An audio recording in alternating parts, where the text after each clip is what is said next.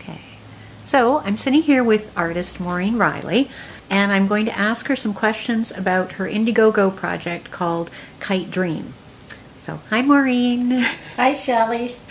So, why did you decide that this was a good time to do this project, and why a graphic novel? I've been thinking about this for a few years. A graphic novel to me seems like a combination of different things that I've done for years. I've written a lot over the time I've been painting, which is over 30 years, but for 10 years before that, I wasn't sure if I wanted to be a writer or a visual artist, because both of those had equal pull for me. And so this brought back that love of writing and combined it with different parts of my work, and it all seemed to come together in my mind as a project I really wanted to do, and something that would tell a story I was ready to tell now. Kite Dream. Where's the title from? Kite Dream comes from an actual dream I had when I had dystonia for about a year. And in the middle of the surreal images in this dream, I had a kite. I was flying a kite and I lifted it off the ground. I have many flying dreams, so that's not uncommon. But that particular dream seemed very iconic to me there's a feeling of loss around it, which was I had lost control of movement. And the flying dreams I have are always very a feeling of freedom. So I had just left the ground, and that's the only image I remembered later. So when I came to do the graphic novel, I thought right away, Kite Dream is the title, and that will be a panel in one of the pages in the book. And you start, the book starts with you waking up one morning and finding out that you have dystonia. So most people probably don't know what that is. So can you just give me a little bit of an idea of what it is? And certainly, dystonia. It took a while for me to get the diagnosis, but I came to learn what it was. It was referred to in a newspaper article from that time as a mystery disease.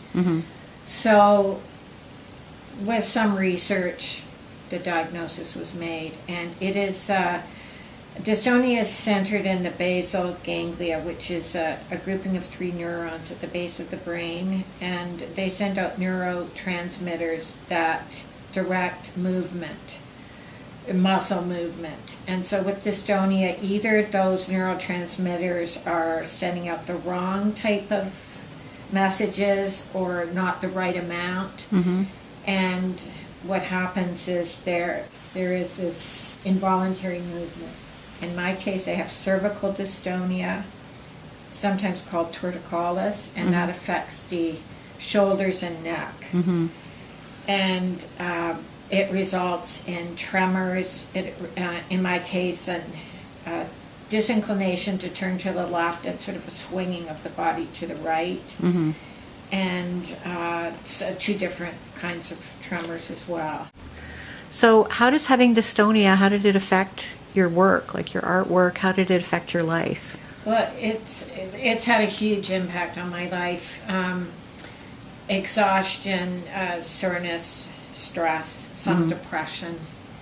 And for the first 6 months I had dystonia, I was on very heavy medication, which slowed down my synapses. My thought processes were not functioning properly, and I couldn't paint for 6 months. And for 3 of those months, I immersed myself in Frida Kahlo's work, and that is all I did. And it was a very dark period for me because I didn't know if I'd ever paint again. Did you see some parallels between the two, between yourself? Absolutely, I did. Now, what happened to Frida Kahlo could only happen to her, but the way she, became an artist and translated her life into art and still is a huge inspiration to me. After 6 months, I stopped taking medication, and I would be without treatment for most of a decade. And so there was no kind of modification. Now, one thing that's happened And I've heard of other cases like this in other diseases such as Tourette syndrome. When I paint, I feel like I don't have dystonia. Interesting. Either I'm concentrating so hard that I don't feel it, or I'm Right. concentrating in a way that it's just not functioning. Are you taking any treatment now? I have very good treatment now, although very strange treatment. And one of the treatments for dystonia is injections of botulism toxin into the affected muscles, and it stuns that Yeah. thing. Interesting.